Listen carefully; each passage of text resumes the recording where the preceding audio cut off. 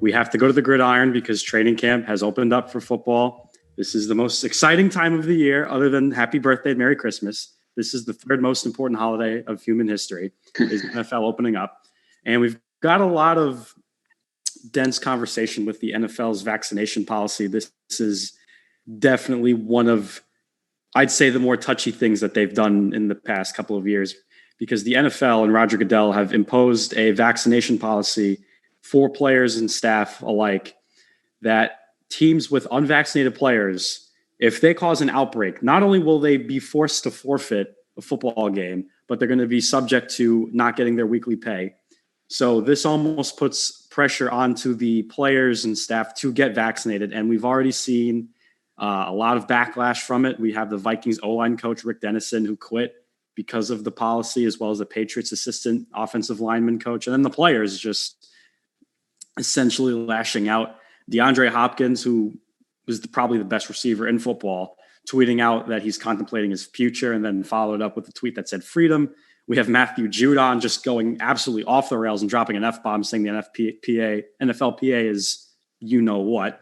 And then you have the exchange between anti-vax enthusiast Cole Beasley and his teammate on the Bills, Jerry Hughes. So there's a lot to unpack here, you guys. And it's definitely something interesting. I wouldn't say it's surprising given how this pandemic is pretty much wrapping up here, because the NFL, as we know, is a money machine and they want to generate as much revenue as they can. So that's why they're doing this. Let's not dance around it. But to you guys, should the NFL maybe have approached this a little bit differently than they're doing it now? Was there maybe a better way they could have gone about this? It's tricky. It's very tricky, like you kind of mentioned. And I think you also said something very important, that money is a huge part of this. It definitely is. No matter what the NFL says about, advocating for players to get vaccinated, like that's I think personally that's a good cause. And I understand how that can play into this decision. But the majority of the decision was made for money. They don't want to have games postponed. They want to play a full normal season. They don't want to have any interruptions. They want to make money off that, which, I mean, as a league, you, I guess, understand that, because that's what the league is all about, playing games and avoiding cancellations with what's going on with COVID. I personally, my original reaction was I did appreciate it, because I knew that this was going to get some players who maybe were on the fence. Here's my thought process is, I hope that this move encourages these players, these coaches, and just even fans of the NFL to learn more about the vaccine, to learn more even about the virus, as we're still approaching a whole year of the pandemic. Some people still don't quite understand how COVID works. So maybe just kind of learning more about the vaccine, its effectiveness, what it can help prevent, any sort of risks associated with it. I think that is maybe something good that can come out of this decision from the NFL, because there are players, I'm sure, in the NFL, just like there are people in the United States, that aren't going to get the vaccine no matter what is said to them. And even this decision by the NFL to say you're going to be penalized as a team if you don't get it, if that's not going to convince them to get the vaccine, then what is? Really nothing is. And there are certain players that's the case. But I think there are some players that may have been on the fence. There are some players that haven't gotten it yet, but now are encouraged to get it, and are encouraged to learn more about why they should get it, and why it can help them, and why it can help the team. So for me, that is one of the biggest positives I think that can come out of this. Will it come out of it? I don't know. You're seeing a lot of the backlash. You're seeing a lot of the back and forth between guys that don't want to get it, guys that may be misinformed about the vaccine and what it can provide. So I like where the NFL is trying to go with this, and I hope that people take it as an opportunity to learn more about the vaccine, because we all want football to have a normal season. We don't want COVID outbreaks. Nobody does. That's something we can all agree on. So reaching that as the best way possible, the NFL is trying this, and they're really the first sport to really try this. So I do commend them for at least trying to promote that ideal. At the end of the day, like I said, it all comes down to money. And with the NFL last season, most stadiums, I mean, there are a few stadiums that had small capacity of fans, like 20%. I think in Tampa Bay, Kansas City was another one. But a lot of stadiums didn't see a single fan the entire season. And the NFL wants to do their absolute best to make sure that doesn't happen again. And that also has to do with the postponements of games. Last year, there were breakouts in Tennessee with the Titans were struggling to even get a team on the field. The same thing happened with the Broncos, where they had to start a person who's never played quarterback at the position of quarterback.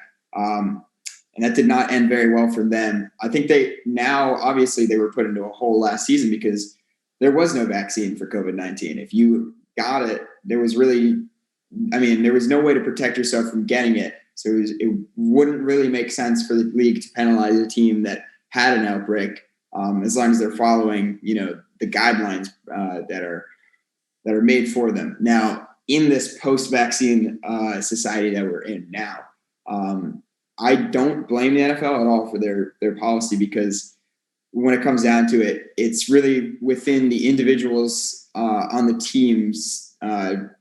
It's in their hands whether they want to protect themselves against the virus, and then if they choose not to, they're not penalized simply just for not choosing to.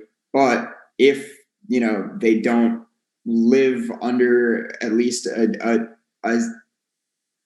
form of maybe social distancing, making sure that there is a very small chance that they do get the virus, it's really in their hands. And if they don't act responsibly, their team pays the price for it. Now, obviously, you saw DeAndre Hopkins was tweeting, and he's since deleted that tweet, saying that, hey, if I'm not going to get vaccinated and the team's going to penalize, or the NFL is going to penalize my team because of me, then I don't think I could put my team through that. I might have to consider walking away.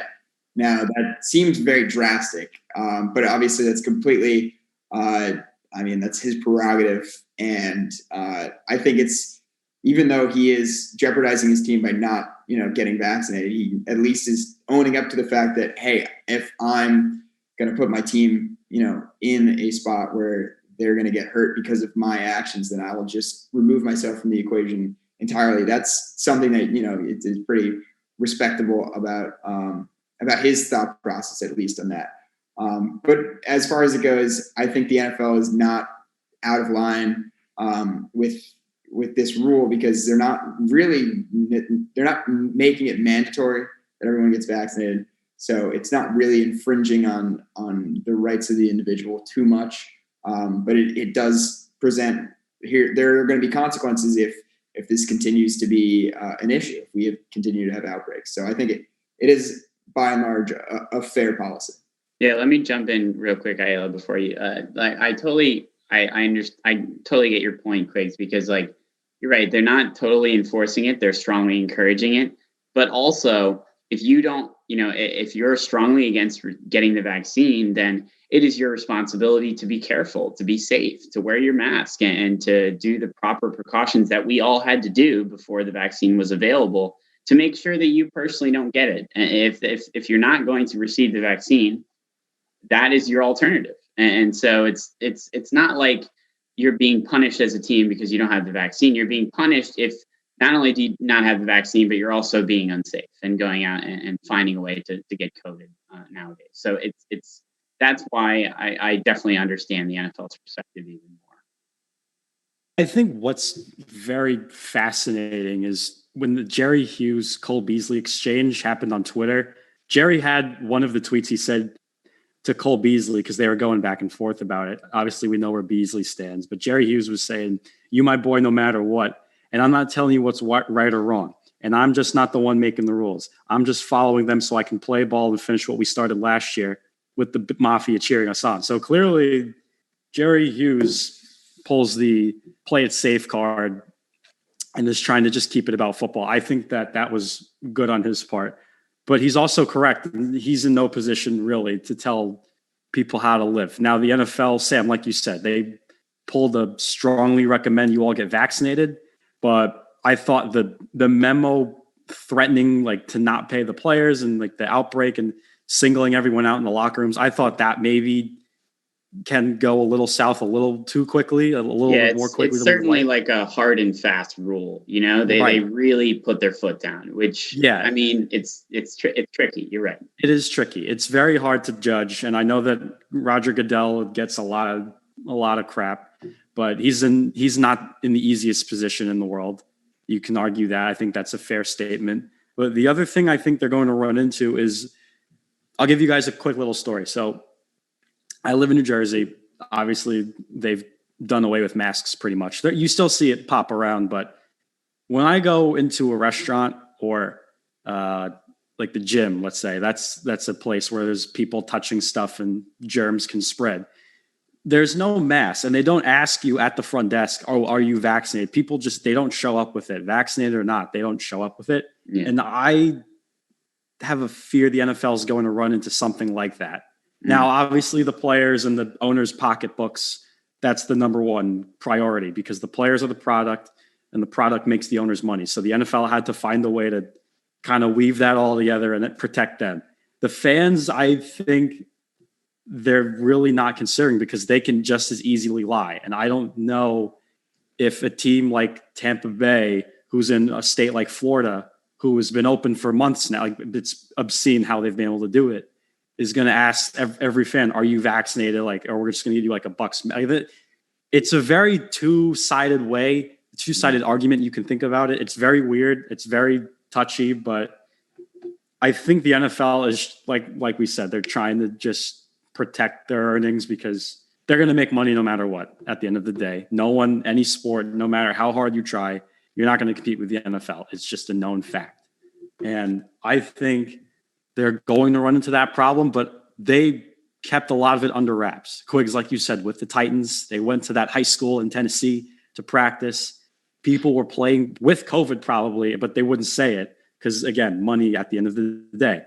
I think the NFL is going to do some shady stuff like that. Now, if we get 18 weeks of football uninterrupted, sign me up. I'm all for it. But if there's going to be these problems that just keep coming back, I think they need to rearrange the approach that they went on.